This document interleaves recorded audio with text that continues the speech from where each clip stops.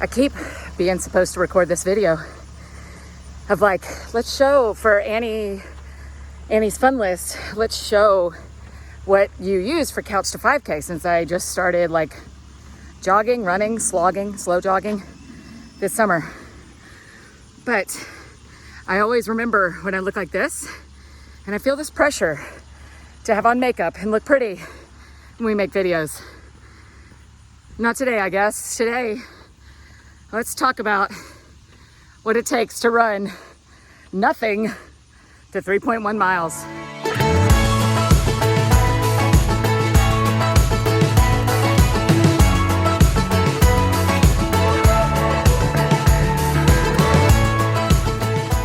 So as I cool down getting back to my house, let me tell you a couple of basic things. I use the app Couch to 5K. I still do, even though I've completed it. I like that it tells me I can listen to my own music or my own podcast or sermons or whatever, and it'll say, walk, run, halfway, you're done. And I really like that it kind of bosses me around the whole time. So that app is the real trick of how I got this done. Here's some things that I wear. A tank top, always, because I love tank tops. I really love tank tops.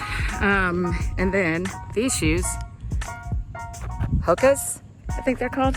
You may have heard me tell this story before, but my friend Mary Kate, I was telling her how much my feet were hurting when I was running. And she was like, well, show me your shoes. And I showed her my shoes and she was like, what are you wearing? And so then she immediately sent me a link to these shoes. And I'm not kidding y'all, it changed everything. It changed everything for me. I mean, I absolutely feel, my feet feel different, my knees feel different, my hips feel different. So good shoes matter.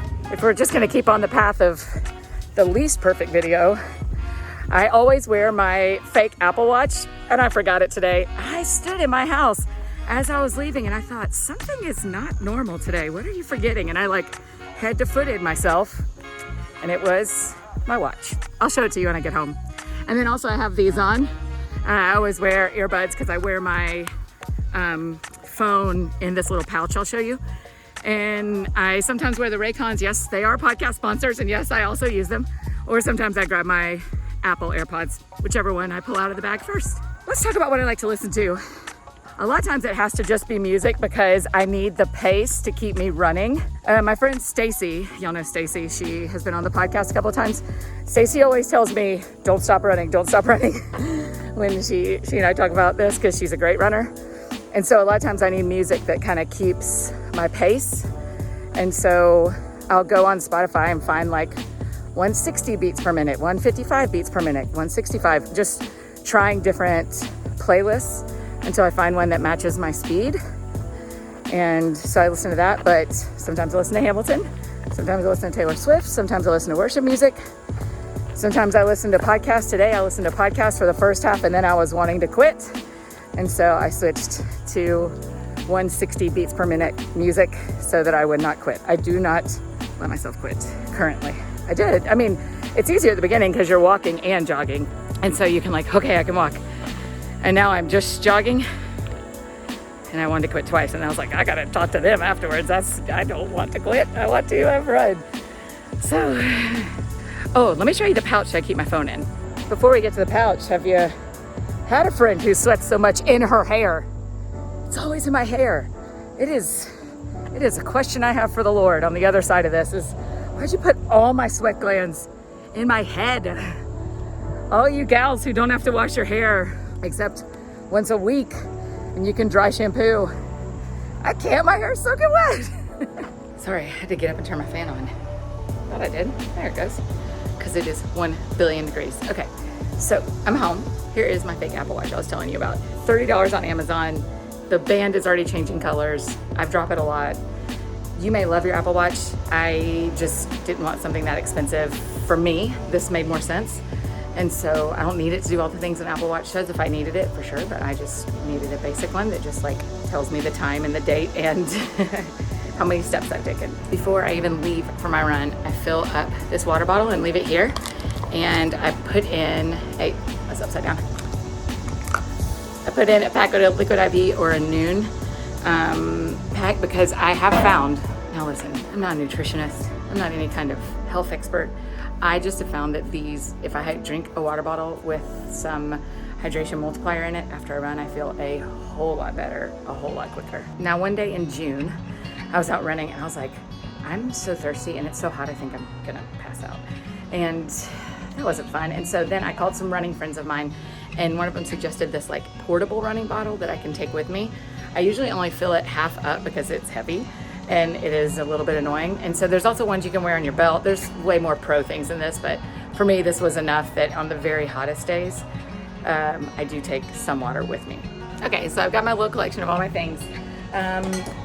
Here's the belt that I use, and I just wear it right at my waist and put my phone and my house keys in that. And so my phone's on my hand, it's not in a pocket, so it'll fall out. It zips closed. This one I can't find on the internet, but we'll find a similar one. We'll link all this stuff in the, John Green calls it the doobly-doo.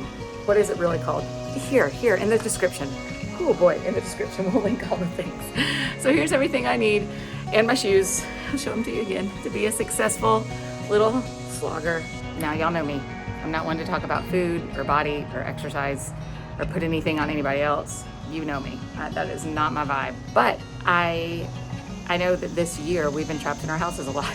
So maybe you, like me, just started moving on your own. The thing about running and slogging and walking is it doesn't cost anything. It's free. And so that's been nice.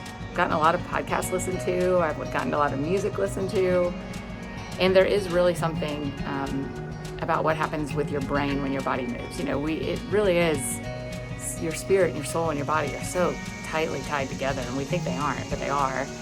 And so there is something that releases in me and something that grows in me, and it has been good for my brain to move my body.